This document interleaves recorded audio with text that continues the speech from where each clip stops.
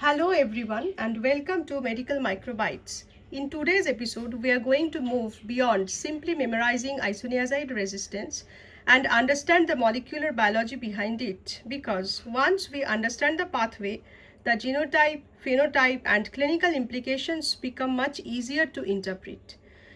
Today, we will specifically focus on the two major mechanisms of isoniazid resistance: failure of drug activation through CAT-G and alteration or overexpression of the target pathway involving INHA. So, let us begin with the central concept: molecular mechanism of isoniazid resistance in Mycobacterium tuberculosis.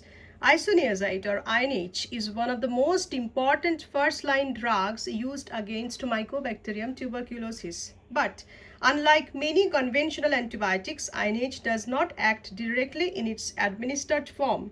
It's a prodrug.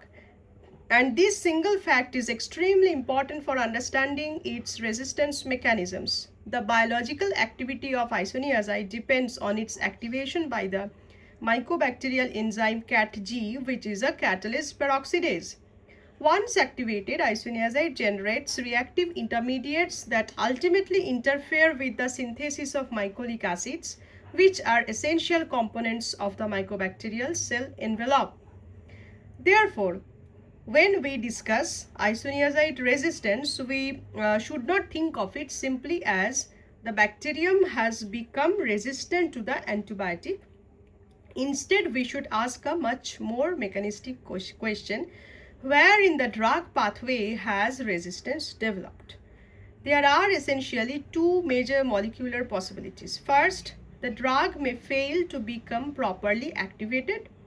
And the second thing is the drug may be activated normally, but its molecular target may become sufficiently altered or overexpressed that the inhibitory concentration is no longer achieved. Okay, that gives us our two major pathways: CAT-G activation failure and INHA target alteration or target overexpression.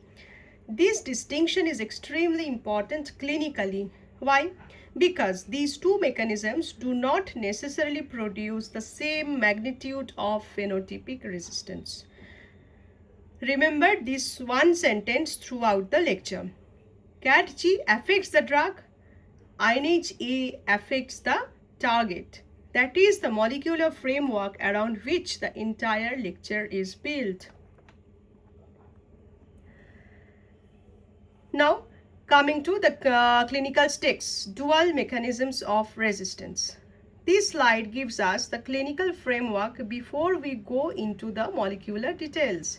At the molecular level, INH resistance can arise through distinct genetic pathways, but clinically, they converge on one important consequence: the organism is no longer adequately inhibited by standard isoniazid exposure. Now look at the two sides of this figure. On the left is the activator pathway. The drug requires CAT-G mediated activation. The drug requires CAT-G mediated activation. If CAT-G becomes dysfunctional because of a mutation, the drug is essentially unable to reach its active form efficiently. On the right side is the target pathway.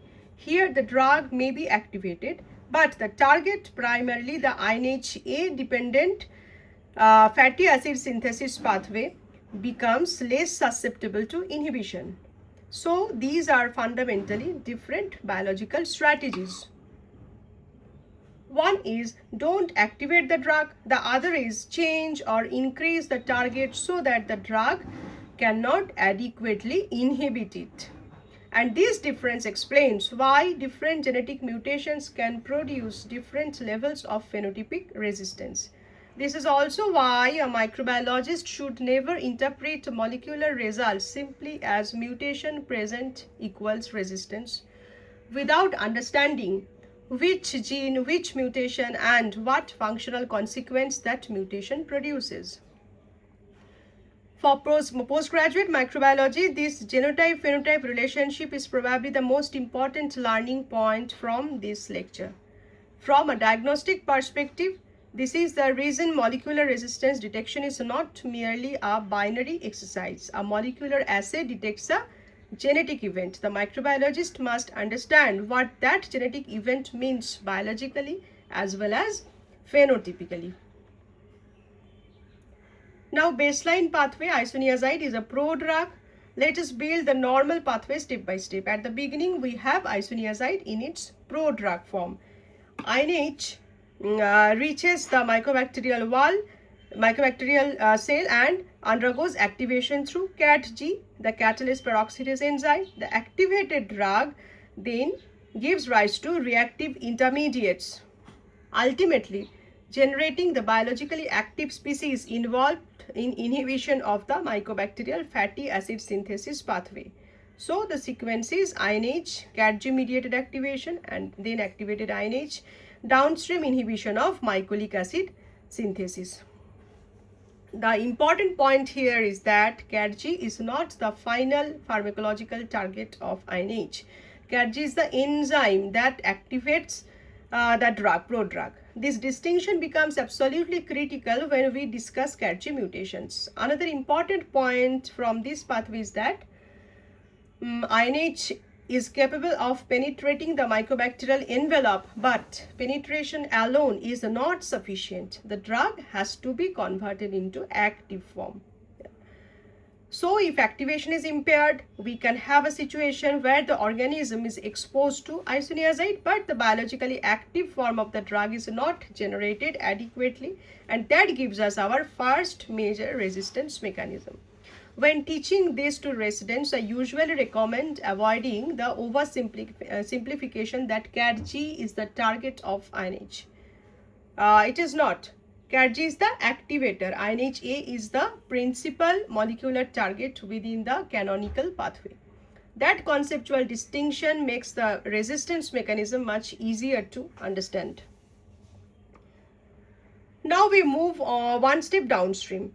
After activation, isoniazid ultimately interferes with the INH-A dependent fatty acid synthesis pathway. INH-A is an enol acyl carrier protein reductase, and it is involved in the synthesis of mycolic acids. Mycolic acids are critical components of mycobacterial cell envelope. So when activated, INH inhibits the relevant enzymatic pathway. Mycolic acid synthesis is disrupted, and because the integrity and biosynthesis of the mycobacterial cell envelope are critically dependent on these lipid components, inhibition ultimately compromises bacterial survival. So let us put the entire pathway together. INH enters, CAT-G activates INH, activated INH interacts with INH-A dependent pathway. Fatty acid mycolic acid synthesis inhibited, the bacillus loses an essential component of its cell envelope biology. Now this immediately gives us two opportunities for resistance. The organism can interfere with the first step, activation failure, or it can interfere with the downstream target alteration or target overexpression, and that is precisely what the next slides demonstrate. If you remember only one pathway from today's lecture, remember CAT-G sits upstream as the activator, while INH-A represents the downstream target pathway.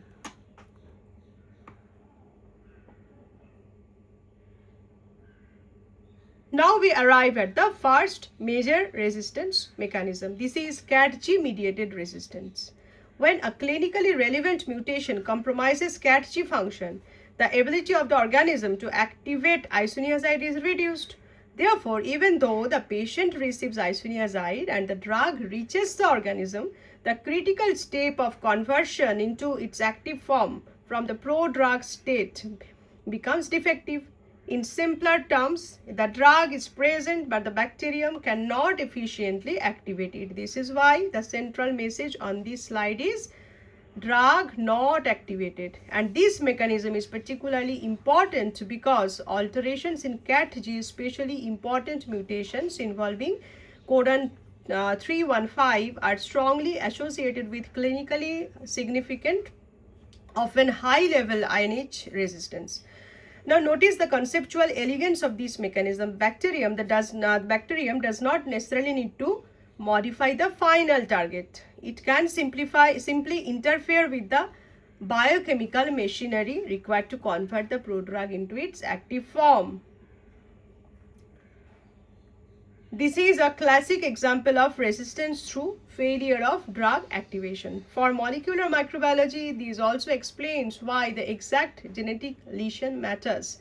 A mutation that substantially compromises CAT-G function can have a much greater phenotypic consequence than a mutation that merely produces a modern alteration in target susceptibility.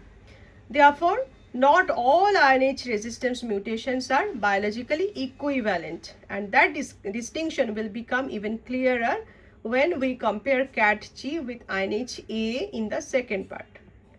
So, in the first part, we have established the molecular foundation of isoniazid resistance. We have seen that INH is a prodrug, that CAT-G activates it, and that the activated drug ultimately interferes with the INH-A dependent mycolic acid synthesis pathway. Most importantly, we have understand the first major resistance strategy. What was it? CAT-G mutation, impaired activation followed by high level isoniazid resistance in many clinically important cases. In the next episode, we will move downstream and explore the INH-A pathway, including promoter and coding region mutations, target overexpression, the important relationship with ethionamide cross resistance, and finally how these molecular mechanisms translate into the clinical phenotype. Thank you for watching Medical Microbites. Please stay tuned for the next episode where we will continue exactly from here.